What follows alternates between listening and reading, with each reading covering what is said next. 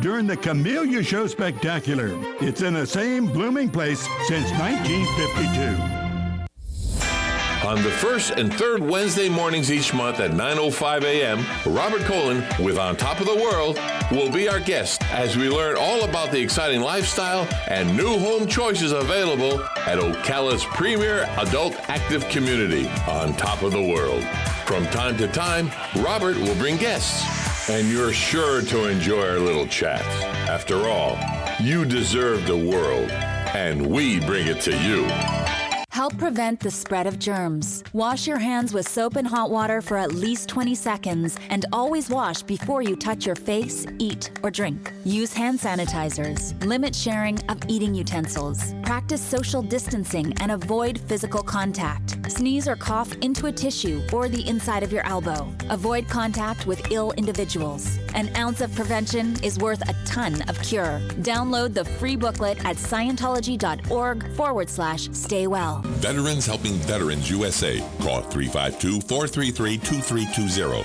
We help veterans and their families with limited financial assistance, counseling, employment referrals, and a food and clothing bank. You can help in making a huge difference in the veterans' lives we serve by donating food, clothing, household items, or direct financial assistance. All donations are tax deductible. Veterans Helping Veterans USA. 352-433-2320. Thank you for your attention, and God bless America. Oh, hey, Grandpa. Oh, hey, Grandpa. Hey, Grandpa. Yes, buddy? Can you take me fishing this weekend? I'd love to. Have you noticed a change in your hearing over the years? Missing the little things in life? Visit Beneficial Hearing in Ocala today. Their expert team of audiologists will make sure you never miss a moment. Call Beneficial Hearing today at 352-629-4418 or visit them online, beneficialhearing.com.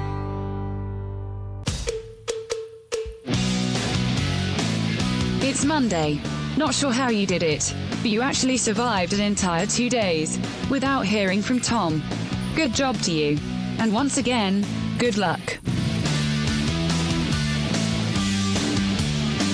Welcome back to Ocala Talks with Tom Schmitz, and good luck to you. The young lady says, hey, you made it 2 days without hearing from me. I don't know how you did it. I have no idea how you did it. It's time for Sonda and Tom, but Sonda's not here today. She wasn't able to make it in. So Susan and Tom.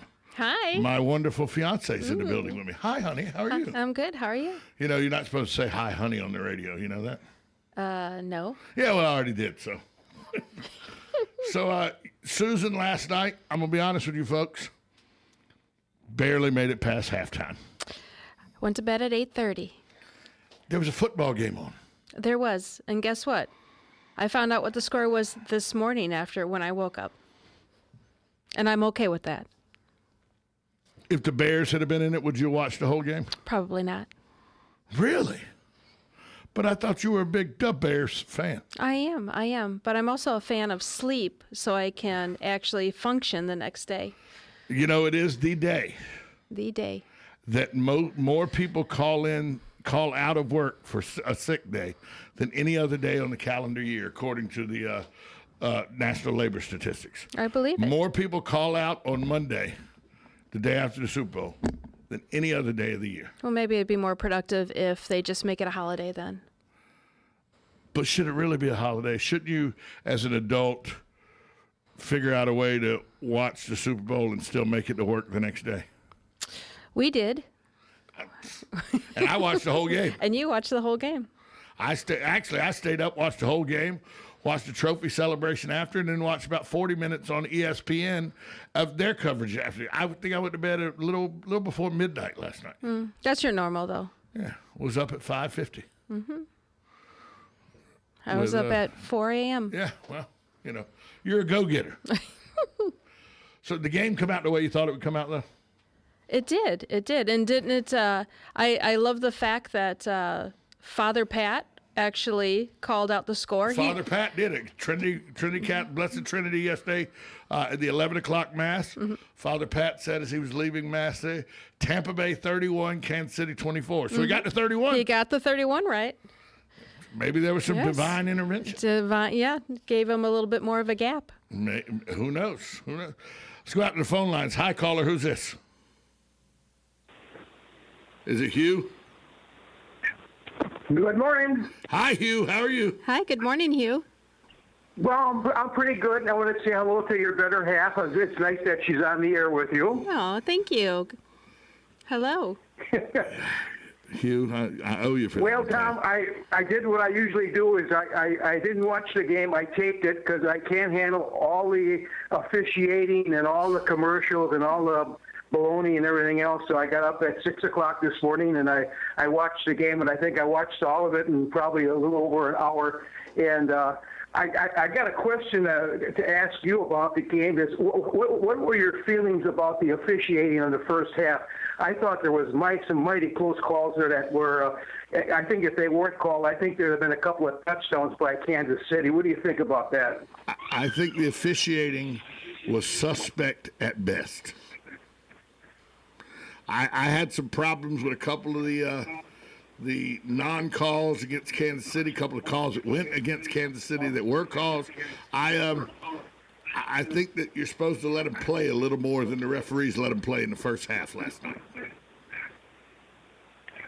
Yes, I think you're exactly right. And I think it really spoiled the game, I think, a little bit, because I'm sure Kansas City would have scored at least twice if it wouldn't have been for some of those calls. And I mean, the calls are so close, but they weren't calling that close for Tampa, though. So it just didn't seem right to me. It seemed like if you were not a Tampa Bay fan, it seemed like you would have plenty of things you could point to officiating-wise to say. Conspiracy theorists would say, see, the NFL's making sure Tom Brady wins. That sounds pretty reasonable to me. I think there's a lot of people outside of the city of Tampa Bay that would try to make that argument that that the NFL was in control and they were going to make sure Tom Brady won at all costs. Now, I think Andy Reid not running the football with running backs had a little bit to do with it. I think Andy Reid not being able to figure out how to beat the double teams with Kelsey and Tyreek Hill had a little to do with that. And I think a couple times Patrick Mahomes getting hit in the back, busted in the mouth by the defense. And so he became a little gun shy. Had a lot to do with them winning or losing the football game. But there are some people that are going to say what was shoddy officiating at best. I will give you, there were some very questionable calls, but I don't think overall it had as much impact in the football game as people want to say it would have. Yeah. Well, anyways, it's over with, and it surprised me. I picked Kansas City, and it looks to me like Tampa Bay is going to be a team to reckon with maybe next year and maybe the next couple of years. They're pretty solid everywhere, As long as the old guy doesn't start showing old guy tendencies. Well, he looks as young as he ever looked. He certainly did. He looks a lot younger at 44 than I did. I promise you that. Same here. Hugh, thanks for the call, buddy. Okay, thank you, and it was nice having your better half on the radio with you. Well, Thank you, Hugh. I'm glad you enjoyed it. She comes and she just whips me into shape and tells me what I have to do, and I do the right thing and say, yes, dear. Some people are going to believe that. You know that, right? Some people are. But the ones that really know us will not. Will know much better. Hey, while I got you on the radio, go ahead and say hello to Ray. Hi, Dad. How are you? Yeah, see, because Ray's down in Northport listening to the chagrin of Nana. Yeah. He's wasting time out on the porch right now. Yeah, he's pretty happy doing it, though. He is. So usually Sonda Eunice is here at this time. And so we talk about networking, and you know a little bit about networking. You with your company Just Shipped do quite a bit of networking. You were in some networking groups that gave you some referrals or something. Give us a little synopsis on why you think networking is important. It's a great way to get your brand out there. It's also a great way to market to other small businesses, and it improves your reach. It really improves your reach. For example, you see my chip clip magnet, which is It holds the camera. It holds the camera up there. Recently, somebody posted a picture of my chip clip magnet that just happened to be at another small business and just gave it a little bit of recognition. And that all came from network marketing. Yeah, somebody took a picture of the clip, put it on Facebook, and said, "Look what I found at this establishment." Right. Actually, it said the exact thing was, "Is that a just shipped clip? Because if it is, I'll have one more round." Yes. They were at a local watering hole, and stayed for one more round just because that place had a just shipped clip. Yep. So actually having a just shipped clip made that establishment a little more money. Gave them another sale.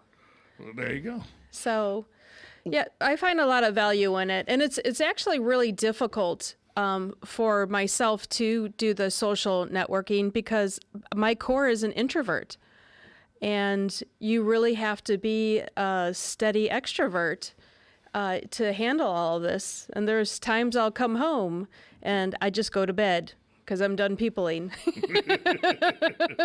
How big a deal was it for you to be able to? How much did networking and the need to network help you come out of your introvert shell and become somewhat of an extrovert? It's what you have to do for your business. I don't think the networking itself helped me get out of my shell. It was just my drive and passion, and it was something I had to do. And it doesn't come naturally to me like you. You are 100% extrovert. Not me. You are a social butterfly. I don't know about that, but I've never met a stranger. I will give you that. Nowhere we go have you I've met never met a stranger. A stranger, yes. But the networking thing for me is difficult because of that. Because I'm like, everybody knows me. Why do I need to go tell people who I am? So networking always was difficult for me because I already had the attitude of they know who I am. I'm just going and to me. I always thought, until I saw the value of it, until I went and took some classes and learned the value of networking, I always thought, but I network all the time. People know who Tom is.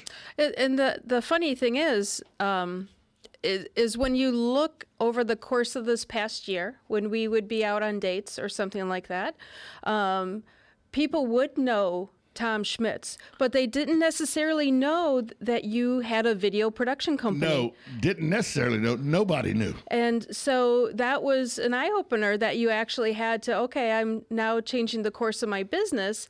Everybody knows me, but they didn't know I changed the course of my business.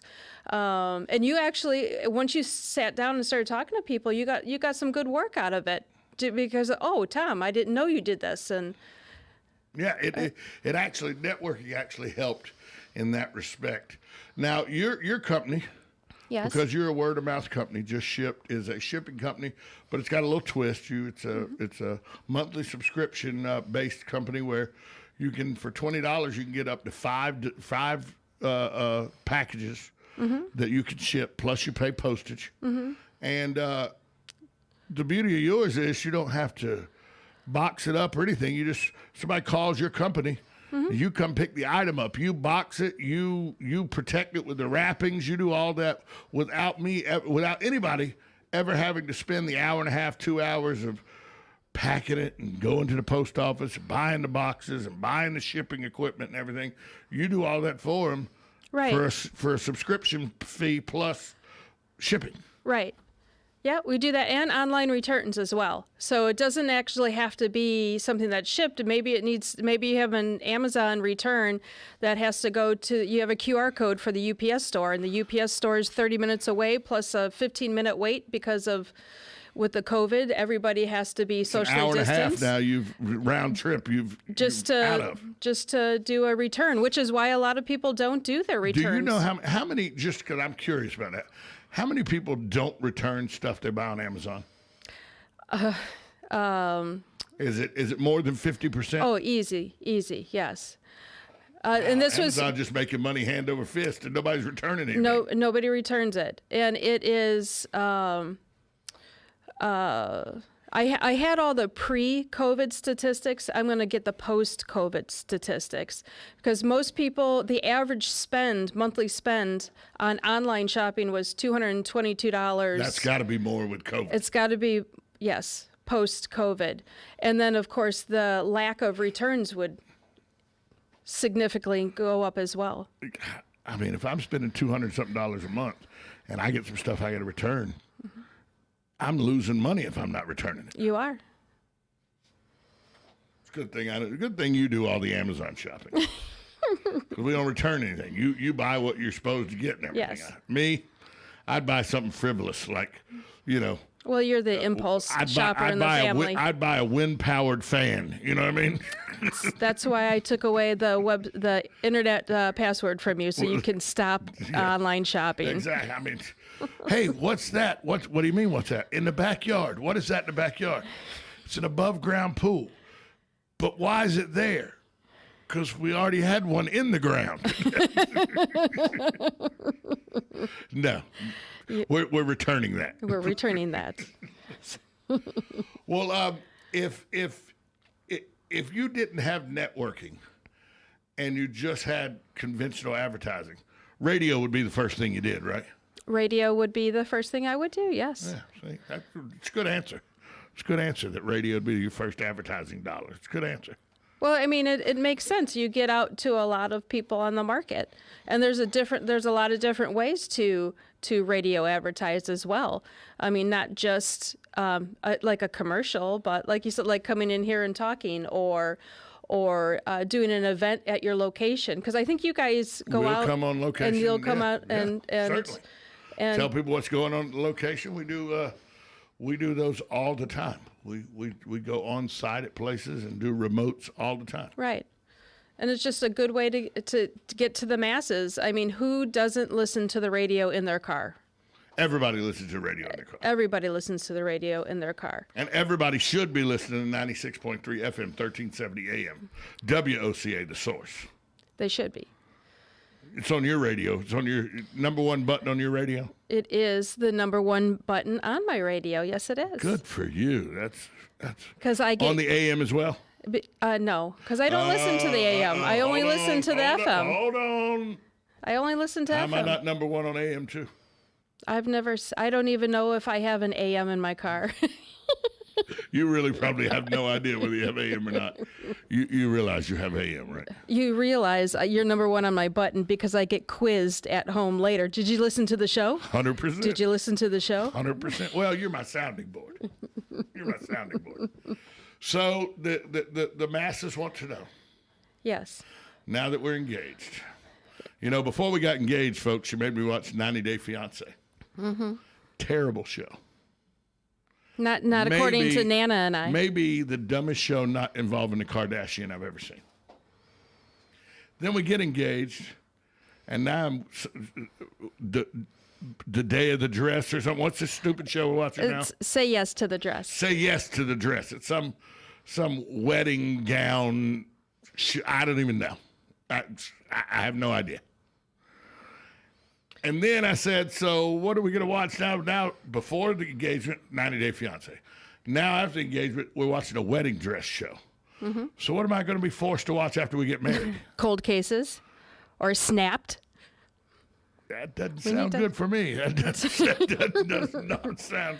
We have to prepare. That doesn't sound good for me. Although she did say, folks, one of the vows she's going to make me say is that this is until death doesn't do us part, whether it's old age or a Dateline episode. That's not the vow. I'm paraphrasing. Exactly. You're paraphrasing. The vow is, I, Thomas Arthur Schmitz, understand that I'm not getting out of this alive. People are going to say, we're marking this down just in case something wrong happens to me. That's all right. And I already know, what the outcome would be if something like that would happen. COVID. Yeah. It'd be put on my death certificate. He had 37 stab wounds. Must have died from COVID-related issues. Everybody else is. Why shouldn't I? This is fun. I appreciate you coming in. Yeah, well, you needed Mountain Dew. I needed my Mountain Dew. You forgot your Mountain Dew this morning. I've already drank one of them. With the other ones over there. I know. I'm good for about 2-3 Mountain Dews a morning. Mm-hmm. It's my coffee. It is your coffee. That's what I do for coffee. So, well, I know you're busy. I know you got to get back to the shop and everything, especially with the way your morning started this morning. It's a Monday. You know what? Small businesses, you got all kind of hurdles that you're presented with every week. Oh, gosh. Every week you're presented with hurdles. Oh, gosh. That's what people don't understand about the joys of small business ownership. The Martones, they deal with hurdles at this radio station every week. Mm-hmm. Joe's dealing with something almost on a daily basis, and he does a great job with it. Mm-hmm. I have to give Joe Martone kudos. He does it. And no matter what the roadblock is, Joe's always like, well, we got to figure out a way around it. There's always a way. Everything's figure-outable. There's always a way. That's a good thing to hang in a small business office. There's always a way. It's pretty good. It is pretty good. I think you should copyright that. Yeah. Well, on my little wristbands at home, it says everything's figure-outable. I'm not real sure that's grammatically correct. And I'm okay with that. Figure-outable. Yeah. I'm not sure outable's a word. It's okay. I'm not sad about it. I don't need you to approve my verbiage. Although I really don't. These days, I don't know what's a word and what's not a word, being that the Webster Dictionary started including as of 2021, the word irregardless, which isn't a word, but it is now because it's in the dictionary. It's a double negative. It means regard. It's a double negative. Regardless. Not irregardless. It's just regardless. Uh-oh. Paul Bloom walking up to the front door. You want me to go get him? Yeah, make sure the door's unlocked. Because I don't want Paul to have to shoot the lock or anything. Paul Bloom, Sergeant Paul Bloom, PIO of the Marion County Sheriff's Office. Coming up next, right here on WOCA. If you want to be a part of the show, give us a call. 622-9622 is the number to call to be a part of it. You can also send me an email at tom@WOCA.com. I want to give you a quick update on what the weather's going to look like for the week. This week, the National Weather Service forecasts a moderate chance of rain at the beginning of the week, with chances increasing greatly by Thursday through the weekend. High temperatures will be in the mid-70s, expected to rise to the upwards towards 80. Overnight lows will range from 50s to the 60s. Today is partly sunny with a high of near 71 degrees. Tonight there's a slight chance of showers, then a better chance of showers and thunderstorms after 1 a.m. Cloudy, the low is going to be around 60. Chance of precipitation 30%. But after 1 a.m., it's really about 70%. So it's going to increase quite a bit for us here weather-wise. Got him in the studio a little early. Had him on at 9:05, but Paul Bloom's right here in the studio. Paul, good morning to you. Good morning, Tom. Good to be in here. Hadn't seen you in a while. Last time I saw you, we were in a television studio. Yeah, I guess so. Yeah, it's been a little bit, but yeah. Sheriff wasn't able to join us. He's got, the man's busy. He was. Matter of fact, today he's swearing in 4 brand new detention deputies. So he had something to do. He had to do that. He had something to do. But we got you. That's a great alternative to have you as the public information officer for the Sheriff's Department. I'm going to ask you. I'm going to tell you at 9:05 it's going to get a little ugly in here. Uh-oh. Going to get a little ugly in here. We got to talk about the internet cafes and how they are no longer with us. And very good. How that benefits the county in a safety standpoint. There you go. But, okay. We'll have to discuss whether it really is a safety issue versus a money issue. But that's just we'll do that at 9:05. How you been though? Good. Been real good. Watched the Super Bowl last night? I did not. No. Not even a down. I haven't watched it for a few years, I guess. You're one of those boycotting it, aren't you? I am. Yeah. I am. Well, when you got millionaires acting like 3-year-olds, some people boycott. So and if you've ever served as a police officer, or served in the armed forces. You have a tendency to have good reasoning to boycott stuff like the NFL. That's right. Yeah, that's me. I was in the Army and serving, obviously, in law enforcement. And so as long as they kneel, you got no use for it. I got issues with them. I understand. Yeah. I still love football. Football's still a great game. It is. And you still got your college teams you can pull for and the high school teams around the area and everything. You don't have to worry about the pros and they're kneeling at the national anthem, although as long as Eric Church took to get into the national anthem last night, I was about to kneel down. I was tired just watching it. I'm tired watching it. Paul Bloom, he is with the Sheriff's Office. He'll be here just after the break. Plus, we're going to replay. A lot of people have wanted to hear what Allison Campbell had to say. They missed her interview Friday, so we will replay school board member Allison Campbell's interview later in the show today as well.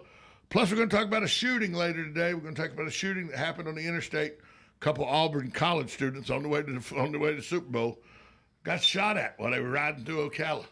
We'll talk about that as that story develops with the Ocala Police Department. But coming up next, from the Marion County Sheriff's Office, Paul Bloom, the Public Information Officer. He's here to talk with us. We'll do that after this timeout. You're listening to Ocala Talks on a Monday. You're listening to 1370 AM, 96.3 FM, WOCA. The Source.